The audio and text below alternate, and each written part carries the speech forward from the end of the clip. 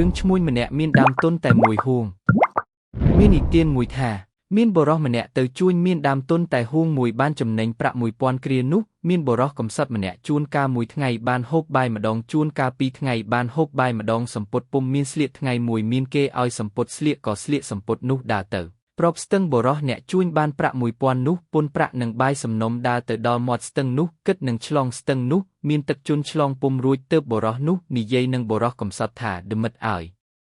ចម្លងអញផងអញឲ្យឈ្នួលក៏បុរសកំសត់ថាអញមិនចម្លងទេព្រោះទឹកសម្ពុតអញស្ដាយសម្ពុតណាស់ក៏បុរសពុនប្រាក់នោះនិយាយលោមថាដមិតឲ្យ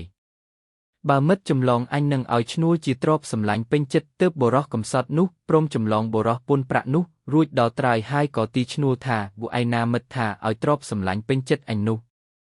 បុរសពុនប្រាក់ថាឌូមានតែបាយនេះឯងជាទ្រព្យសម្លាញ់ក៏បុរសកំសត់ឆ្លើយថាចៅឯងបានមុតនឹងអញថានឹងឲ្យទ្រព្យសម្លាញ់ដល់អញទើបអញចម្លងចៅត្បិតអញពុំដែលបានសម្ពុតស្លៀកអញខ្លាចទឹកសម្ពុតអញកាលបើដូច្នោះចៅទាំងពីរនាក់ក៏នាំគ្នាទៅប្តឹងចៅក្រមជំរះថា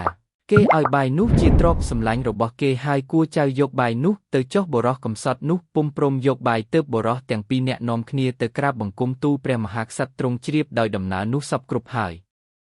មានព្រះបន្ទូលថាកបាយនោះទុកជាទ្រព្យសម្លាញ់ហេតុអ្វីក៏ព្រះស្ដែងមិនព្រមយកបុរសកំសត់ក្រាបទូលថាគូខ្ញុំព្រះបាទអម្ចាស់សុំយំគូព្រះមហាក្សត្រទ្រង់សួរថាហេតុអ្វីក៏ព្រះស្ដែងសុំយំបុរសកំសត់ក្រាបទូលថាសូមទ្រង់ព្រះមេត្តាប្រោសត្បិតខ្ញុំព្រះបាទអម្ចាស់ធ្លួយគំនិតព្រះមហាក្សត្រមានព្រះបន្ទូលថាបើព្រះស្ដែងចង់យំក៏យំតាមចិត្តព្រះស្ដែងចុះទើបបុរសនោះយំងើយដល់ទៅព្រះវររាជមេត្តាមានព្រះសវនីដណ្ដឹងសួរថាគេនឹងទ្រព្យសម្លាញ់វាឥឡូវនេះគេពុំព្រមឲ្យវាគេឲ្យឯបាយវិញ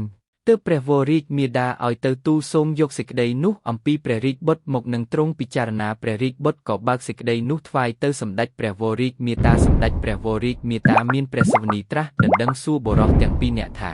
ហេតុអ្វីក៏ព្រះស្ដែងកាត់ក្តីនឹងគ្នា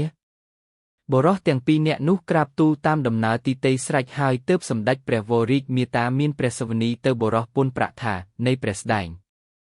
បើទ្រព្យឯណាជាទីស្រឡាញ់ពេញចិត្តព្រះស្ដែងចូលព្រះស្ដែងយកទៅទ្រព្យឯណាព្រះស្ដែងមិនស្រឡាញ់ចូលទុកនៅទីនេះចុះបុរសនោះក្រោកឡើងដើរទៅយកតែសម្ពីប្រាក់ឯដំបងនិងបាយទុកនៅទីនោះទើបសម្ដេចព្រះវររាជមេតាមានព្រះសវនីថាអញប្រើព្រះស្ដែងឲ្យយកទ្រព្យសម្លាញ់ហេតុដូចម្ដេចក៏ព្រះស្ដែងពុំយកបាយនិងដំបងទៅផងយកតែប្រាក់ទៅបើដូច្នេះអញយល់ថាព្រះស្ដែងទុកប្រាក់នេះជាទ្រព្យសម្លាញ់ពេញចិត្តចៅចូលចៅយកប្រាក់នេះមកឲ្យអញនឹងបែងជាភាគចែកចៅទាំងពីរនាក់ឲ្យសុខចិត្តព្រមគ្នាគុំឲ្យទេសដៀលគ្នាទៅវិញទៅមកឡើយទើបសម្ដេចព្រះវររាជមេតាយកប្រាក់នោះមកចែកជា3ភាគ1ឲ្យទៅម្ចាស់ទ្រព្យភាគ2ឲ្យទៅចៅអ្នកចម្លងនោះចៅទាំងពីរនាក់ចូលចិត្តព្រមព្រៀងគ្នាហើយក្រាបលាទៅកាន់ទីលំនៅទីតីហោង